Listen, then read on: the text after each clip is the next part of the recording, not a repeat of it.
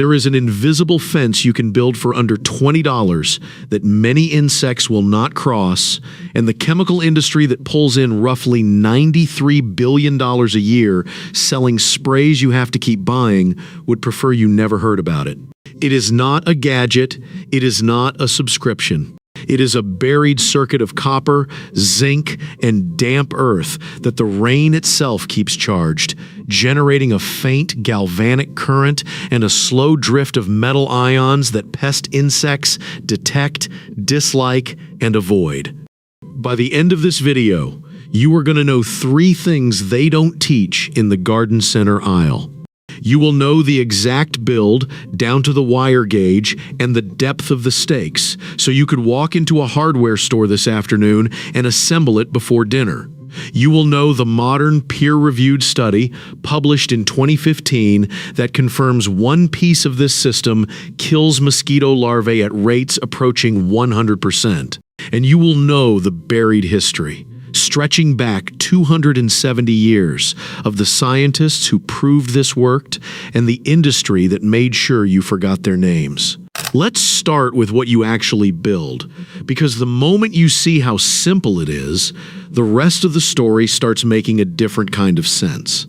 You need 4 things. First, a spool of bare solid copper wire, 12 gauge, the kind sold for grounding electrical panels. A 50-foot roll runs about $12 at Home Depot or on Amazon. Do not use insulated wire, and do not use copper-clad aluminum, because the plastic jacket blocks ion exchange with the soil, and the aluminum core ruins the galvanic pairing you are about to create. Second, you need galvanized steel stakes or rods, half an inch in diameter and at least 18 inches long.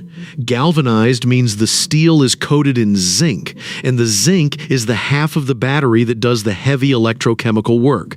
A 4-pack runs about $8. Third, 4 wooden stakes, untreated pine, roughly 24 inches tall, to anchor your corners above ground. And fourth, the soil you already have, because damp earth is the electrolyte, the conductive medium that lets the current actually move. Here is the assembly. Drive each galvanized rod into the ground until only 2 inches remain exposed, spacing them roughly every 10 feet around the perimeter you want to protect. Wrap the bare copper wire in a tight spiral, 3 full turns, around the top of each rod, then run the wire from rod to rod, tracing the boundary like you are sketching the edge of a garden bed in metal. Bury that connecting run about 2 inches deep, just under the surface, so rainwater saturates it but lawnmowers do not catch it. At each wooden stake, drive it into a corner and coil a few extra wraps of copper around the top as a kind of antenna. This is the part Justin Christofleau insisted on a century ago, and we will get to him. Now, take a second and notice what this is and what it isn't. You are building a permanent, rain-powered perimeter that pushes back aphids, beetles, ants, and slugs without a single bottle of neonicotinoid spray, without monthly pellet treatments, and without the $80 to $200 annual bill the average suburban gardener hands over for pest control. The rain recharges it. The soil completes it. You build it once. You know, I have to tell you how I found this, because I did not go looking for it.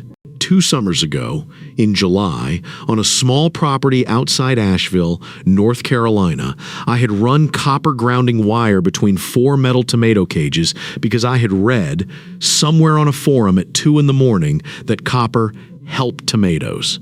I expected nothing. What I noticed by early August was that the Japanese beetles that had stripped my neighbor's roses to lace had not touched my tomato bed. The slugs that had been chewing my hostas the previous June were gone. I assumed it was luck. I assumed it was the dry stretch we had that month. Then a friend who works in soil science sent me a 2015 paper out of Heidelberg, and I sat at my kitchen table at about 11 at night and read it twice, and it stopped me cold. The mosquito larvae study. The numbers were not small. They were not suggestive. They were definitive, and they pointed straight back at the copper coil sitting in my rain barrel that I had also put there for no particular reason except that the internet told me to. That sent me down the rabbit hole, and the rabbit hole goes back almost 3 centuries.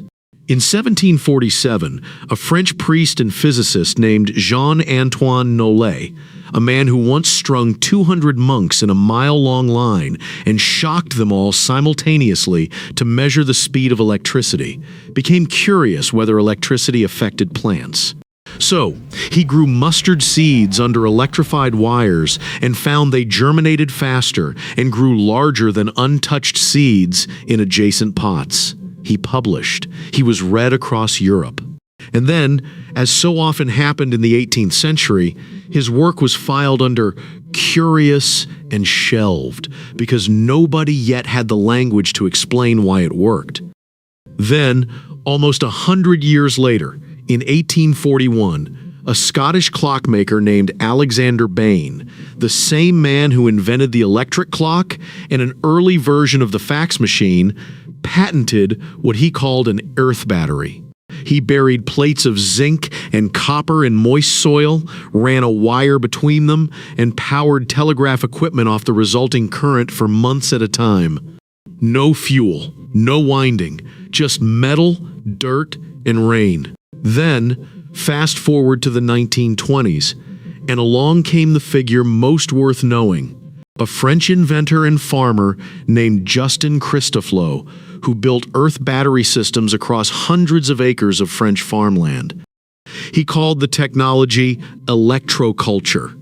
He designed copper and zinc antennas mounted on wooden masts that he claimed boosted yields of wheat, potatoes, and grapes by 30 to 50% while repelling insect damage. He sold over 150,000 units across France, Algeria, and parts of South America between 1923 and 1939. So why have you never heard of this? It's because, during the First World War, chemical companies in Germany, France, the United Kingdom, and the United States had massively expanded production of nitrates for explosives and of organophosphate compounds that would later become the basis for nerve agents. When the war ended, those factories did not close. They retooled.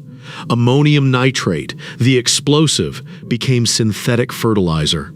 Organophosphates, the nerve agent chemistry, became insecticides.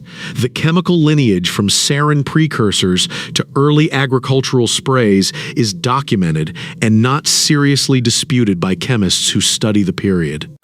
The business model that emerged was elegant in the way a trap is elegant. Sell a product the farmer has to buy again next month. Sell a product the gardener has to buy again next spring. A copper wire in the ground that lasts 20 years and recharges itself in the rain repelled profit the way it repelled beetles. And so, eventually, Christofleau's company was dismantled. But here is the modern data that ties all of this together. In 2015, researcher Norbert Becker and his team published a peer-reviewed study showing that small pieces of metallic copper placed in standing water caused mosquito larval mortality rates approaching 100% within 72 hours. The mechanism is simple. Copper slowly releases ions into the water, and those ions disrupt the larvae before they can mature into biting adults.